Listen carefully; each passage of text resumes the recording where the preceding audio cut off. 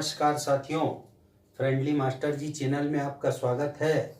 आज हम कुछ ऐसी बातों पर चर्चा करेंगे जिन्हें हमें भूलकर भी नहीं करना चाहिए।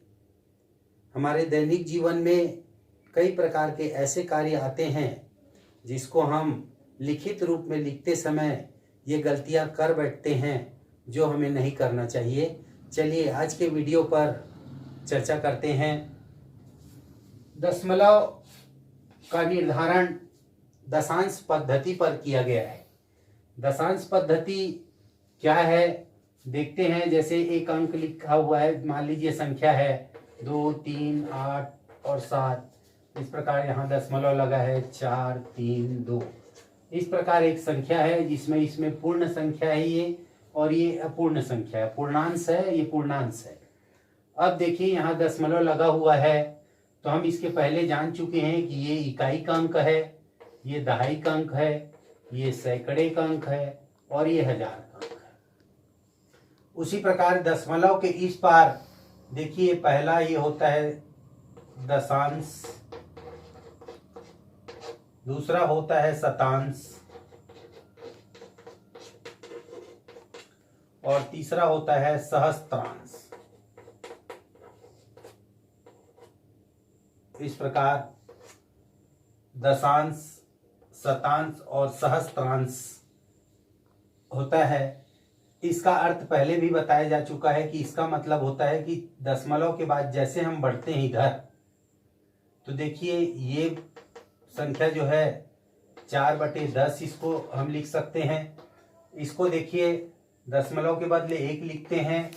3 का स्थानीय मान यदि लिखना हो तो यहाँ 3/100 लिखेंगे।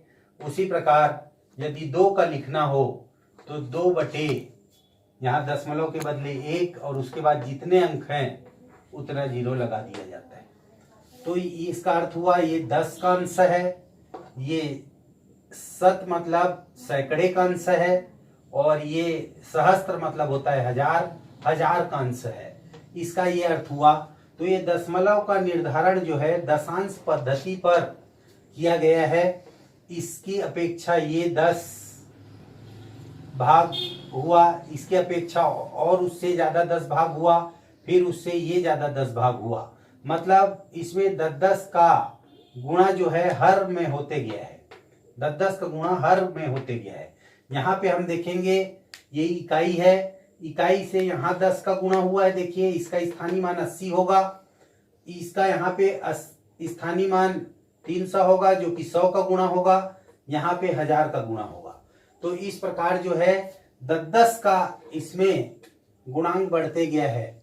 उसी प्रकार इसमें हर में 10 गुना बढ़ते गया है। तो इस प्रकार हम समझ सकते हैं कि ये दशांश पद्धति पर ये दशमलव का निर्धारण किया गया है। 12 फीट 4 इंच, यदि हम इसको 12.4 फीट यदि लिखते हैं तो ये गलत होगा।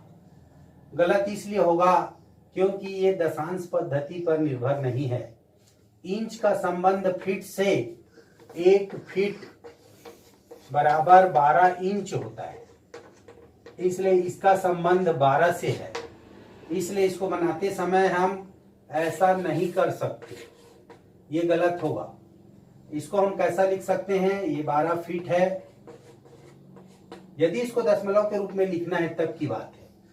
12 फीट है और 4 इंच है तो 4/12 कर ले। अब ये फीट बन गया, क्योंकि इसको फीट में बदलने के लिए इंच को 12 से भाग देना होगा। अब ये भी फीट बन गया। अब देखिए 4 एकम और 4 तिया 12। इस प्रकार 12 फीट और 1/3 फीट।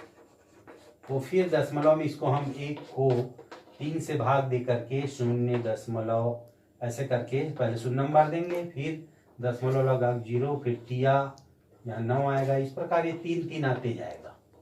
तो इस प्रकार हम लिख सकते हैं 12.33 ये फीट। यदि हमको दशमलव के रूप में लिखना भी है और आवश्यक हो गया कहीं पे, जैसे कैलकुलेटर का उपयोग अगर करते हैं तो हमको मान लीजिए दशमलव में लिख के गुणा करना है। कई बार होता है किसी जमीन को हम नाप रहे हैं, ऐसे माप रहे हैं उसका, इसको फीट में दिया है, इंच में दिया है, और यहाँ पे तो यदि हम ऐसा दशमलव करके यदि गुणा करते हैं तो वो गलत होगा। पहले हम उसको इस तरीके से निकाल लें। यदि 12 फीट 4 इंच है तो हमको 12.33 का गुणा करना होगा। यदि यहाँ पे 12 फीट 4 इंच यदि दिया हुआ है तो इस प्रकार हमको इस रूप में, दशमलव के रूप में, क्योंकि कैलकुलेटर में इस प्रकार का दशमलव के रूप में होता है, अब उससे गुणा करना है तो इस प्रकार पहले निकाल लें यदि फीट और इंच से संबंधित है।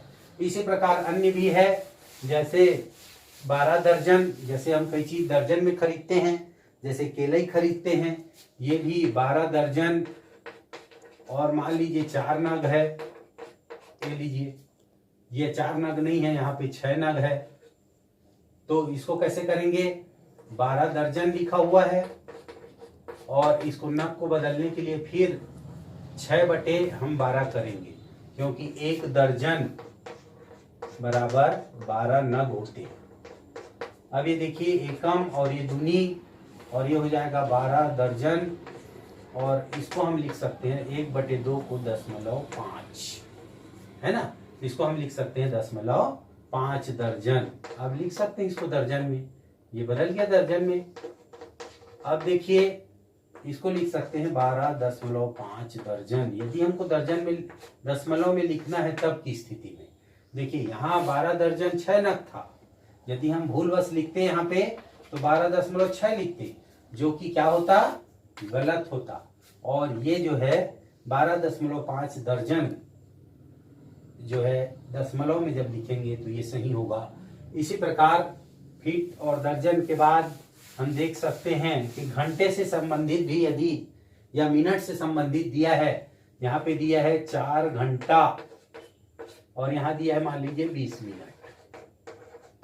अब यदि हम इसको दशमलव में ऐसा कुछ लिखते हैं तो ये पूरा गलत होगा।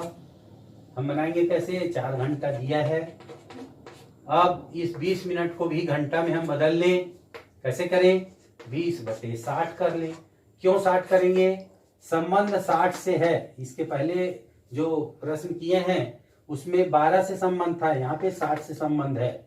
इसको बताने का अर्थ ये है कि दशांश पद्धति में हमारा 10 से अर्थ होता है, जबकि यहाँ पे मिनट और घंटे का संबंध चूंकि 60 से है, इसलिए हमको उस रूप में बदलना होगा। तो यहाँ पे 1 घंटा बराबर चूंकि 60 मिनट होता है, इसलिए हमको ऐसा करना होगा। देखिए ये भी आ गया, 1/3 आ गया। अब ये 4 घंटा दिया है, अब 1/3 को फिर यदि हम बदलेंगे तो फिर 0.33 ऐसा आएगा, तो इसको हम लिख सकते हैं 4.33 घंटा। ये इस प्रकार हम लिख सकते हैं। यहाँ देखिए घंटा वाले प्रश्न में 4.20 था, ये कुछ बड़ा दिखाई दे रहा है। इसी प्रकार हम महीना और दिन से संबंधित भी कर सकते हैं, जो हमारे लिए दैनिक जीवन में उपयोगी होता है। मान लीजिए किसी की उम्र है, उसकी गणना करनी है, हमको कई बार फॉर्म वगैरह में सबमिट करना पड़ता है, तो उसमें हमारी जो वर्तमान आयु है या जिस तिथि से आयु की गणना की जानी है उसके विषय में पूछा जाता है, तो उसको कैसे करते हैं उस पर चर्चा कर लेते हैं। चलिए मान लीजिए किसी की उम्र 4 मार्च 2004 की स्थिति में गणना करनी है, 4 मार्च 2004 की स्थिति में गणना करनी है, और उसकी जन्म तिथि मान लीजिए 21/8/1982 की है। तो इस स्थिति में हम आयु की गणना कैसे करेंगे, ये जो इस वीडियो में जो पढ़े हैं उसी पर निर्भर है। देखिए ये दिन है या तारीख, जो भी समझ लीजिए, ये माह है और ये वर्ष है। इसमें ये चीज जानना जरूरी है कि 1 वर्ष बराबर 12 माह होते हैं, ये हमें पता है। 1 माह बराबर 30 दिन होते हैं। यदि इसको हम जान रहे हैं तो इसको आसानी से बनाया जा सकता है इसमें घटाना है और कुछ नहीं करना है। देखिए ये जब हम घटाना करते हैं इस प्रकार, तो क्या करते हैं, इधर से हासिल लाते हैं। तो हासिल लाते हैं तो ये 10 हासिल आता है और ये 12 हो जाता है। लेकिन ये जो है दशांश पद्धति का है, ये हमारा दशांश पद्धति पे निर्भर है जिस पर चर्चा किया गया है।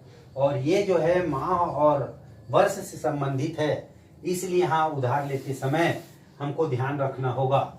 चूंकि देखिए ये 4 दिन है, 21 घटेगा नहीं तो हम यहाँ से उधार लाएंगे। अब यहीं पे हमको ध्यान देना है कि 1 माह उधार ला रहे हैं। अब 1 माह उधार लाएंगे तो कितने दिन उधार आएंगे, 1 माह में 30 दिन उधार आएंगे, क्योंकि दिन में आ रहे हैं। तो देखिए 30 दिन थे उधार लाए हैं और 4 दिन पहले के थे, ये हुए 34 दिन। 34 दिन में हम 21 को ऐसे घटा देते हैं। देखिए 4 में 1 गया 3 और 3 में 2 गया 1, यहाँ पे आ गया 13 दिन।